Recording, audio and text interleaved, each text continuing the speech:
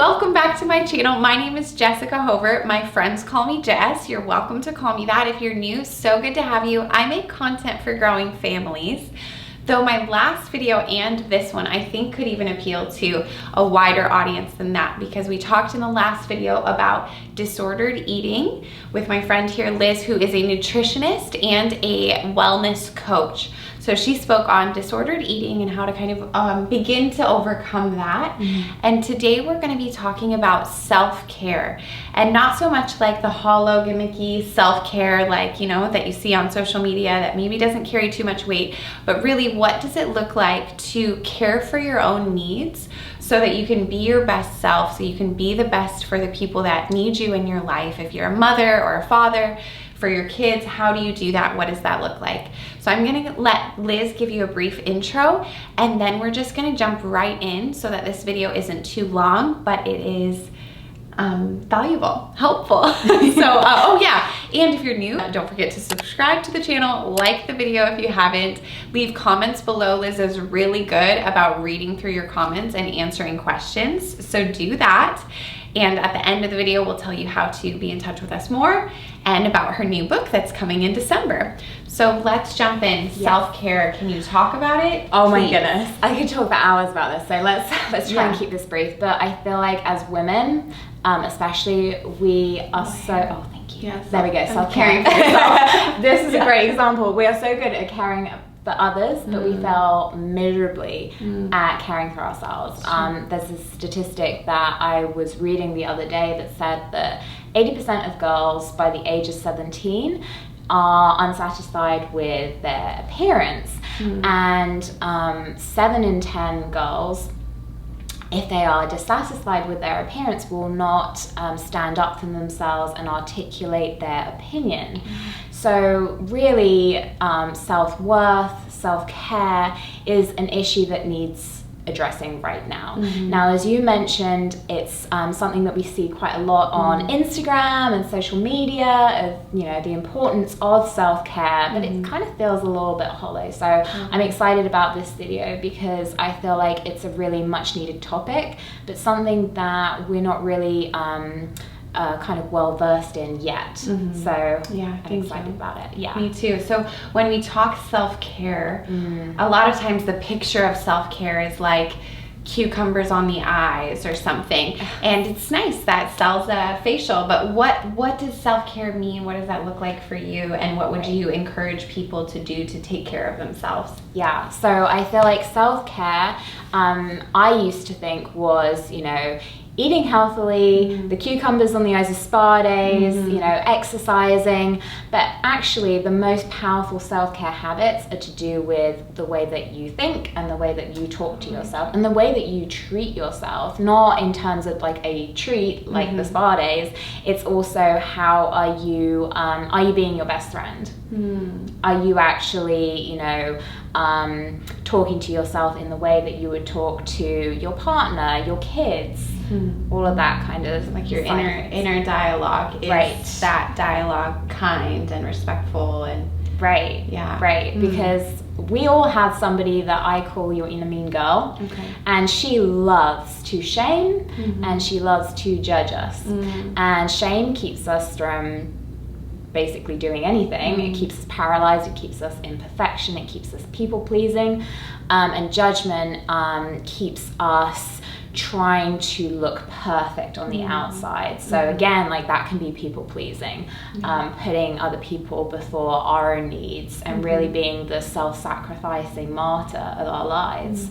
And that's not to say, you know, putting other people first is great, and we kind of brought up again as women to put other people first, but what happens when we completely sacrifice our own needs, when, you know, we can't be there for other people? It's like that whole oxygen mask analogy. So when you get on a plane, they say, before helping anyone else, make sure that you put your oxygen mask on first, because we're no good to anybody if we're, you know, if we're hospitalized, if we're, you know, completely drained of energy. So there needs to be some level of putting ourselves first so that we can help other people. And I know that some moms out there especially are screaming at me right now, going like, how could you?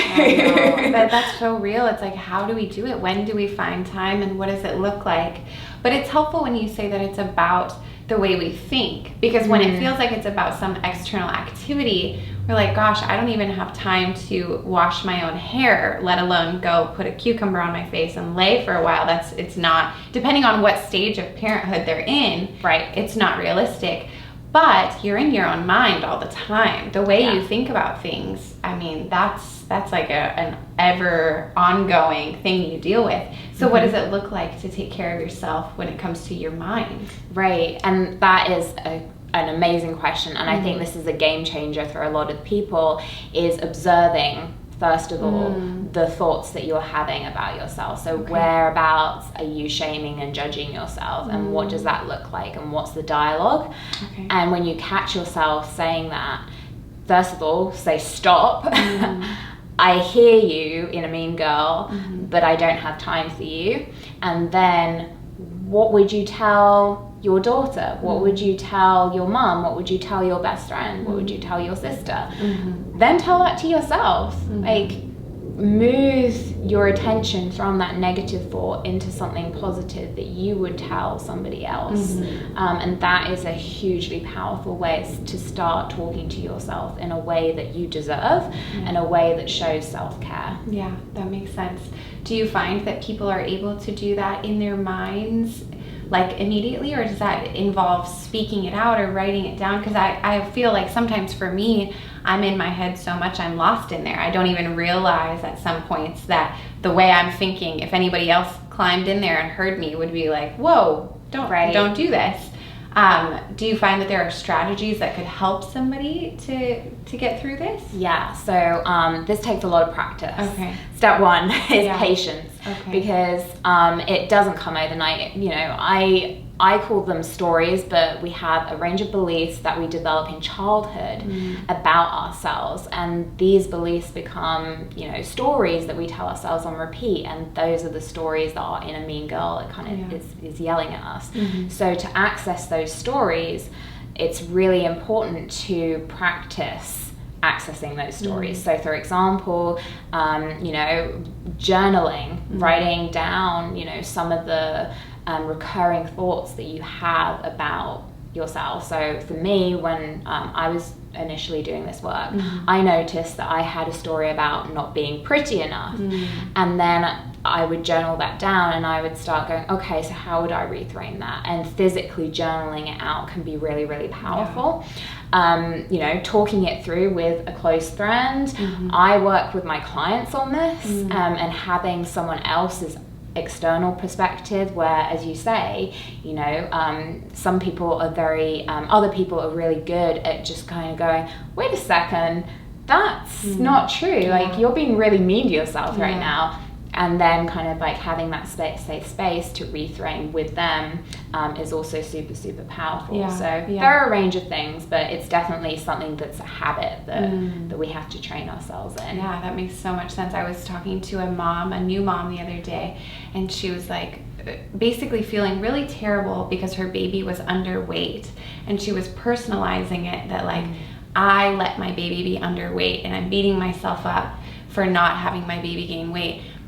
And as her friend, I'm able to be like, sweet girl, this is a really normal part of motherhood, is learning how much our kids need, and your whole intent is to care for your baby. Your baby just happens to be underweight right now. But that isn't a you failure. This is just you learning. But it's funny, I'm able to give that kind of perspective. But then when it comes to my own experience with motherhood, I feel like every day I've got things where I'm personally being like, oh, I really failed because of X, Y, and Z going on in my kid's life. So that is helpful to have somebody else to talk it through, which is maybe part of self-care as well, in that motherhood is an isolating experience. There are many other isolating experiences, but motherhood very much so when they're home with their child and they don't have as much time to do other things that they once cared about so much. So maybe even connecting with a friend is good on more than one level, to be able to talk through those personal thoughts, but then also just to engage with someone outside of their own baby and their own little world there. Oh, for sure. Having a cheer squad, I think, is so awesome, because you can share your journey with them and they can be with you when you need that support. And I feel like, you know, I'm not a mother myself, but from the mums that I do know, being able to share your journey and not carry that weight, you will be able to ultimately be successful in what you're trying to achieve and help them with what they're trying to achieve. And you can celebrate all of that together. So having that sense of community and, you know, that you're not alone with this is so, so powerful. What I have learned is what feels most personal is actually most general. So by kind of like opening up and being vulnerable about our own experiences, other people can go, oh yeah, me too. And then you start to build that sense of, okay, I'm not alone in this. I'm not isolated. Yeah, that makes sense. It's a universal feeling, but when it's just in your mind, you think you're the only one. Yeah. Then you talk about it and actually everyone has it. So then here's a question. Do you have more practical tips for self-care aside from the way we think? Is there anything else these people can do as they walk away from this video to be able to help with that? Yeah, oh my gosh. So it's actually from a relationship book that I first came up with this kind of concept of using your love language. Okay. So he's called Gary Chapman, and his book's called The 5 Love Languages. It's so, so good. And basically, to paraphrase, Gary suggests that in order to build deeper connections and show love to our partner, we need to know their primary love language. So I believe it's gift giving, words of affirmation, acts of service, quality time, and physical touch. That's it. And it's an incredible read, and I highly recommend it. But when I read this book, I was like, well, what if we can turn it around and use it on ourselves? So once you know your primary love language, start practicing using that on yourself. So my primary love language is gift giving. I love Christmas, which is which makes sense. I used to feel so guilty prioritizing my financial resources to myself. I would never spend it on non-necessities. But now I will go and buy myself a coffee. Like it's not big. Like sometimes it will be bigger. But I will buy myself gifts. I'll buy myself flowers. That's so cool. That kind of stuff. But then somebody who has maybe physical touch as their primary love language, they might enjoy like snuggling in a blanket one evening, like just on the sofa when they've put the kids to bed, and it just feels so nice to cuddle in the blanket and have like a nice candle lit. That type of thing. Like it can be small little things. Cool. But start playing around with your love language and use it on yourself. That's cool. I've never thought of that. That's really good. Anything else as we wrap up this video for self-care that you would want these people to know? So much. She wrote a book about this, so it's fun to ask, like consolidate and share. But yeah, really like basic, I mean, this is so good. They can read your book. It's coming in December. You could tell them about that. And then if you have any kind of final landing points for them, let's have them. Yeah, so my book, as Jess said, is due out on December the 7th. I'm so excited. I am so excited. So it's called Reclaim the Rebel, and it is 12 rebellious acts to achieve unconditional love for your body. And I'm diving into all the self-care stuff, like really practical tips on how you can achieve more self-love. And really, if you want to follow more tips, get to know a little bit more about the book, the best place to do that is on my Instagram. So my handle is @Nutrition by Lizzy, and you can also head to my website where I produce blogs to help with self-care. But I think the main tip, if I could like consolidate it down into one thing, is really giving yourself grace. Okay. And giving yourself grace is giving yourself the self-compassion that you would your child. So when you start, you know, that inner mean girl starts going or tapping you on the shoulder, think about that inner mean girl turning into your child and tell them what you would tell your child if they were starting to shame themselves or judge themselves. And I think that is super powerful. And if you don't have a child, think about the younger version of yourself. What would you say to little Jess or little Lizzy, or you know, or somebody you love dearly, a sibling? I remember doing this before I had kids, and I would think of like my little sister or something, and what would I tell her? And it was very different from the things I was telling myself. Absolutely. So it was really helpful. Yeah. Okay, for sure. That's so good.